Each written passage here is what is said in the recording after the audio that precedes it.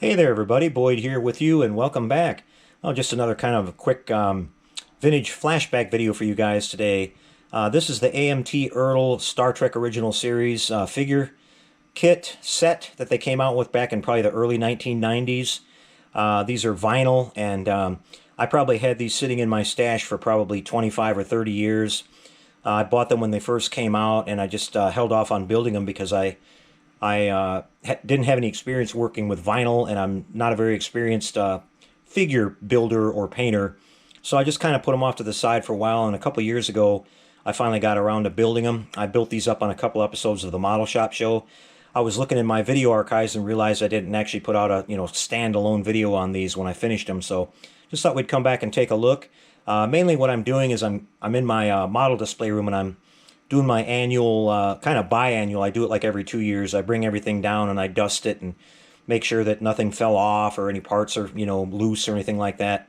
So I thought this year when I do that, I'll start bringing some of these models out here and show you. I'll look back at some of them. That's why you've been seeing some of these videos. So looks like you guys are enjoying it, so I'll keep doing them. I had a lot of fun putting these together. I mixed up my own colors for their uniforms using my Speed Sucker paint. If I did these again, I would probably just go ahead and use the craft, hobby paints. They would turn out just as well. But I like the Speed Sucker paints because if you don't put any kind of a sealer over the top, they dry a nice flat. And I think that figures look a lot more realistic if you can keep that flat look on the clothing and everything instead of it being kind of glossy.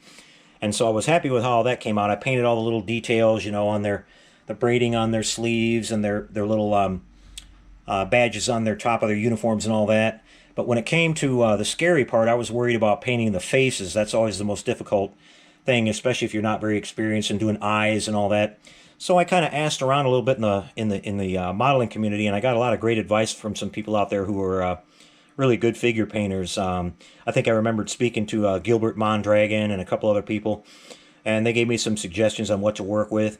I think it was Gilbert that mentioned to me to start off with a base color of red on the flesh tones underneath everything. So I did that, and then I put my flesh tones over the top, and I was really happy with the results because it kind of gave you some, pre-shading there where you saw the darker, pinker look underneath of the flesh colors.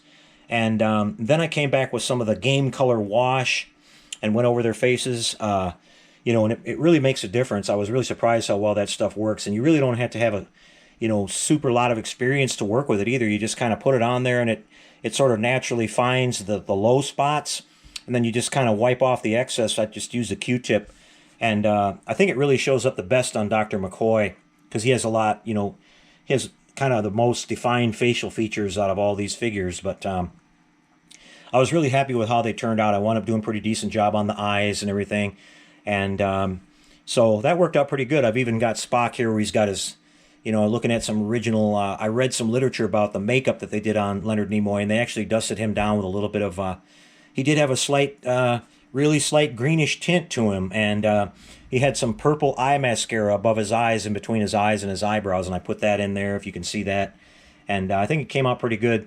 As I said, some of the face sculpts are a little bit better. I think McCoy's probably the best. Scotty's not too bad. Spock's not too bad either, but I think he's got a little bit too much of a square jaw, but the Shatner one's not too bad. I haven't seen very many Shatner sculpts at all out there. That they never seem to be able to capture William Shatner just right. I've seen some fantastic Leonard Nimoy and DeForest Kelley and a few of the others, but Shatner seems to be a kind of a hard one to do, which is kind of strange because he has kind of a neutral looking face. I mean, he doesn't have anything like really. He doesn't have that much unusual character to his face. But anyway, it was just a lot of fun to work on these. Now, they all went together really good. They fit good. I did some nice detail on their accessories here. You can see McCoy's tricorder and the phaser and everything. Scotty's got his little engineering tool there. So they all went together really nice. The biggest thing I noticed was on the Captain Kirk figure, you can see that his base also was bigger than all the other ones, bigger around. I'm not sure why they did that, but he was actually too tall as well. He was maybe a couple 16th of an inch taller than the Spock figure here, which I thought looked weird because on the television show you can tell that Nimoy is definitely taller than William Shatner. I actually took the time to look it up, and Leonard Nimoy was listed as being 6 foot or 6'1", and Shatner was around 5'10". So you know, Nimoy should have been taller, but you can see right now they're about equal. Maybe Spock is just a tiny little bit taller. But what I had to do is I had to shave down. I had to cut the boots off of Kirk's pants down here, and I shaved off about, I don't know, 2 or 3/16 of an inch on each side, and then glued it all back together just to lower him down. And you can see that even after I did that, the top of his boots still look pretty normal. They were like way too high before that, so I don't quite understand why they did that. But otherwise, they all look pretty much, you know, in scale the same. And Scotty being a little bit more portly, like he actually was. So I think they did a really good job on these. And I know that there are some replacement vinyl heads out there, or replacement resin heads, I should say, that I think some of them look better and some of them don't look as good, but you can check those out if you're interested. So just thought we'd show these to you again. They're pretty cool, and I really like having them on my display. I've got a couple more of the, you know, next generation figures and stuff. Might get around to doing them. I'm not not nearly as big into next generation as I am the original series, but we'll see. So upcoming on the channel here, guys, I'll be back in over the weekend here.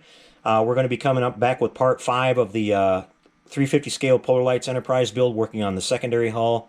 And then next week, I'm going to do a video on finishing up the 1/1000 scale Discovery Enterprise. I've got the Aztecs all ready to go for that. We need to get that one wrapped up. I don't have the custom base yet from Jerry, but we'll go ahead and get the ship finished, and then maybe at some point in the future we'll show you the model finally on the custom base. But it should still look pretty cool once we get all the Aztecs on it. I've also got a kind of an out-of-the-box review of the Diamond Select classic Romulan bird of prey that I got in here a couple of weeks ago, and I'll show you how that looks. And it's got some really nice features to it, and we'll kind of do a little review on that. And then I think in the next 2 to 3 weeks, I'm going to be starting on a brand new build here. I've been kind of kicking around what I wanted to build next, and it looks like it's going to be the 22-inch Eagle kit. I finally got one of those a couple of weeks ago too, and I've been itching to build that one, so I think we'll go ahead and get started on that one. I'm going to do nothing real crazy on it. Going to be doing a little bit of lighting. Not going to be doing a lot of aftermarket parts or anything on it like that. I'm going to build it pretty much right out of the box. But we'll have a lot of fun with that one too. It's a really, really nice kit. Even before you go out and spend a bunch of money on aftermarket stuff, it's just a beautiful kit. So, and it's a nice size. I've already ordered a really nice acrylic display base for it and everything. So we'll get to that one here pretty shortly, guys. And I've got a lot of interesting stuff lined up for you guys over the winter. Right now I've got about halfway through this 350 Enterprise I'm working on. I've got one more to do after that on a commission build, and then I'm going to be taking a break from those until the spring. So all winter I'm going to be working on some of my own projects and putting out regular videos here on the channel. So I hope you'll subscribe and check it out. Should be a lot of fun. Some Star Trek stuff, a couple cars, maybe an airplane or two, maybe a ship. We'll see. We got some really neat stuff lined up for you guys. So, all right, everybody, that's a wrap. I hope you enjoyed seeing the AMT classic crew set here. I had a lot of fun, and I really like having these in my collection. Probably do a little bit more of my Star Trek collection here in a little while, too. I'm going through some of that stuff still. So we're off to a nice 2021 here. We'll see you guys in the next couple days with the next update on the 350 Enterprise. And until then, take care and happy modeling, everyone.